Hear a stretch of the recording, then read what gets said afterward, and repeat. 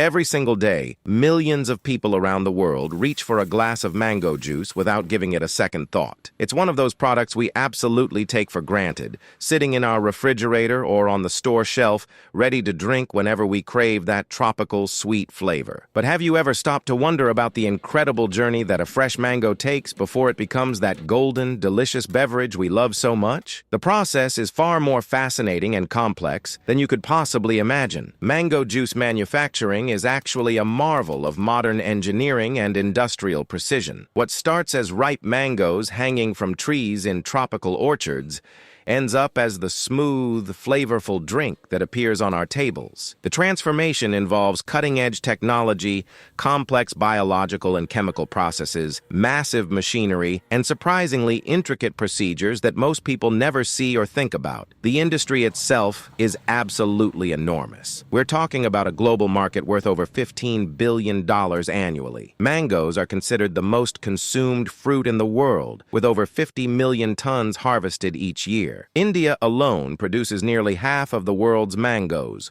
followed by China, Thailand, Indonesia, and Mexico. When you multiply the consumption across the entire planet, the numbers become truly staggering. What makes this even more interesting is that commercial mango juice as we know it today is actually a relatively recent development. While people have been eating mangoes for thousands of years and making fresh juice at home, the industrialized, pasteurized, bottled mango juice with extended shelf life wasn't widely available until the mid-20th century. It was only with the invention of modern preservation methods, refrigeration systems, and distribution networks that mango juice became a mass-market product available year-round. Today's mango juice production process begins in orchards across tropical and subtropical regions, where specific varieties of mangoes are carefully cultivated and harvested. Not all mangoes are suitable for juice production. They select varieties with high pulp content, intense flavor, minimal fiber, and the right balance of sweetness and acidity. Popular varieties used for juice include Alfonso, Totapuri, Kesar, and Kent,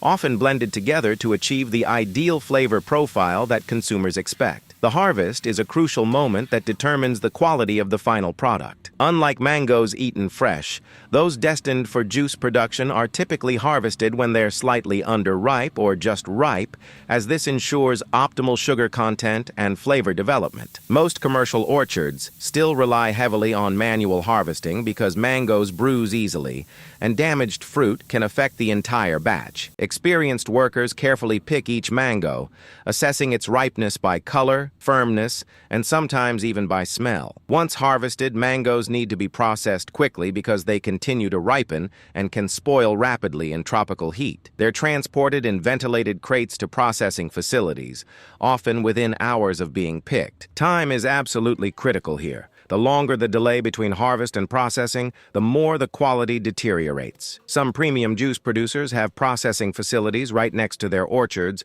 to minimize this crucial window. When the mangoes arrive at the processing facility, the first essential phase begins: thorough washing and inspection. Mangoes are loaded onto conveyor belts and passed through advanced washing systems. These systems use a combination of rotating brushes, high-pressure water jets, and sometimes food-grade detergents to remove dirt, pesticides, latex sap that oozes from the stem, and any other contaminants from the fruit's surface. After washing, the mangoes go through an inspection station where workers and increasingly artificial intelligence-powered vision systems check each fruit for defects. Rotten, diseased, or severely damaged mangoes are removed because even one bad mango can affect the taste of an entire batch of juice. Modern camera systems can detect flaws invisible to the human eye, scanning each mango in a fraction of a second and measuring parameters like color uniformity, size, and surface defects. Next comes one of the most critical steps unique to mango processing: ripening control. Because mangoes are often harvested slightly underripe,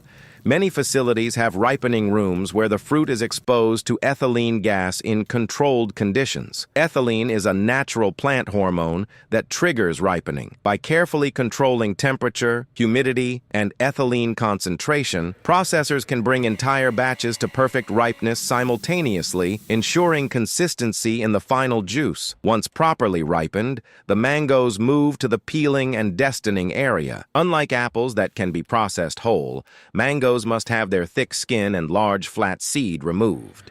This is where mango processing gets particularly interesting. Some facilities still use manual labor for this stage, with skilled workers using specialized knives to quickly peel and remove the stone. An experienced worker can process hundreds of mangoes per hour with remarkable speed and minimal waste. However, most large-scale industrial facilities now use mechanical peeling systems. These machines can use several methods. Steam peeling, where mangoes are briefly exposed to high-pressure steam that causes the skin to separate from the flesh, or mechanical peeling using rotating blades or abrasive rollers. The challenge with mechanical peeling is preserving as much of the valuable flesh as possible while completely removing the skin, which can contain compounds that create bitterness in the juice. Destining is equally challenging because mango seeds are large, flat, and firmly attached to the surrounding flesh. Mechanical destining machines use a combination of cutting blades and scooping mechanisms to separate the flesh from the stone. The mango is typically oriented vertically and passed through a system that cuts along both flat sides of the seed,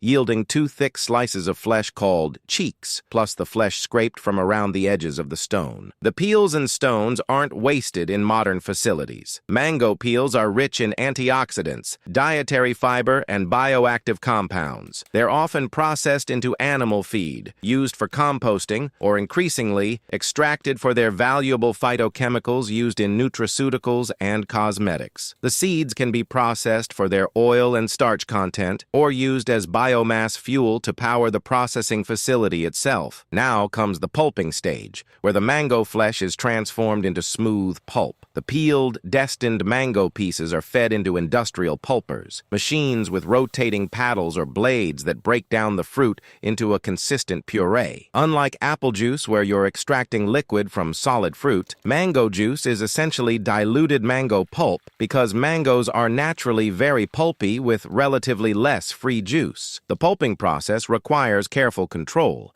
because mangoes contain fibrous material that can make the juice unpleasantly stringy if not properly processed. Industrial pulpers force the mango flesh through fine mesh screens that separate the smooth pulp from the fibrous material. The screen size determines the texture of the final product. Finer screens produce smoother, more refined pulp, while coarser screens leave more texture and body. Temperature control during pulping is crucial. The mechanical action of pulping generates heat, and excessive heat can damage the delicate flavor compounds and vitamins in the mango. Advanced facilities use jacketed pulpers where cold water or refrigerant circulates around the pulping chamber, maintaining optimal temperature. Some premium producers even pulp under nitrogen atmosphere to prevent oxidation and preserve the bright, natural color of the mango. Once pulped, the mango puree undergoes a critical enzymatic treatment. Mangoes naturally contain pectinases and other enzymes that can cause changes in texture,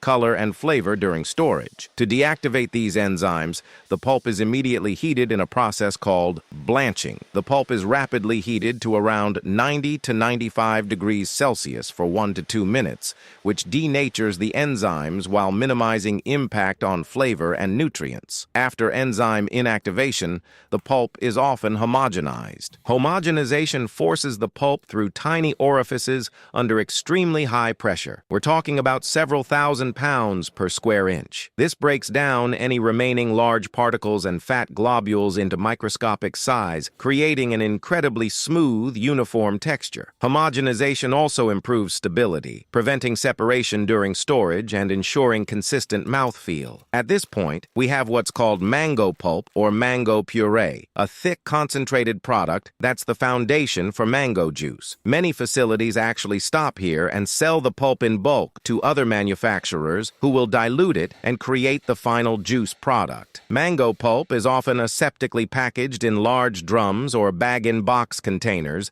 and can be stored for over a year without refrigeration, making it a highly valuable commodity in the global food industry. To create actual mango juice from the concentrated pulp, water is added in carefully calculated proportions. The standard for mango nectar, which is what most mango juice actually actually is, requires a minimum of 25 to 50% mango pulp, depending on regional regulations, with the rest being water and added sugars. Pure mango juice without added water is extremely thick and intensely flavored, more like a smoothie than a juice, so dilution is necessary for a drinkable consistency. Sugar is almost always added during this blending stage. While mangoes are naturally sweet, the dilution with water reduces the sugar concentration below what consumers expect in a juice. Food scientists carefully formulate the recipe to achieve the optimal balance, typically around 12 to 14% sugar content, measured in degrees Brix. Some products use additional sweeteners like high fructose corn syrup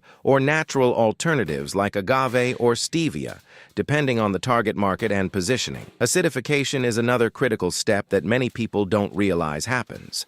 Citric acid is commonly added to mango juice for several reasons. First, it brightens the flavor and provides a pleasant tartness that balances the sweetness. Second, it acts as a natural preservative by lowering the pH, making it harder for microorganisms to grow. Third, it helps preserve the beautiful golden-orange color by preventing enzymatic browning. After blending the pulp with water, sugar, and acids to the desired formulation, the mixture undergoes deaeration. This process removes dissolved oxygen from the juice, which is important because oxygen can cause oxidation reactions that degrade flavor, destroy vitamins, particularly vitamin C, and cause undesirable color changes. The juice is sprayed into a vacuum chamber where the reduced pressure causes oxygen bubbles to escape from the liquid. Now comes pasteurization, the process that makes the juice shelf-stable and safe to drink. There are several pasteurization methods used in mango juice production. The most common is high-temperature, short-time pasteurization,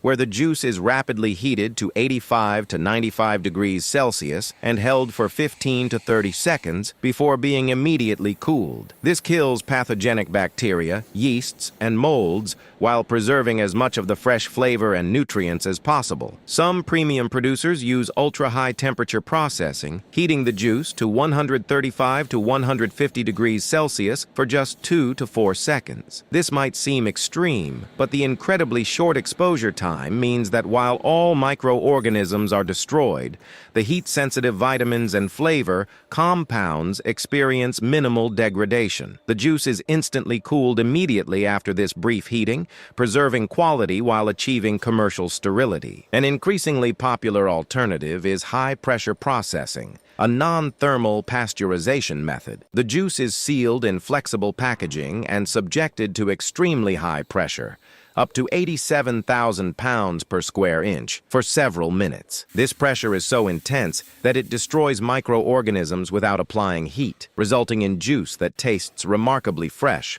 and retains more nutrients than thermally pasteurized products. However, this method is more expensive and not yet widely adopted. After pasteurization, many manufacturers add back vitamins and minerals that may have been reduced during processing.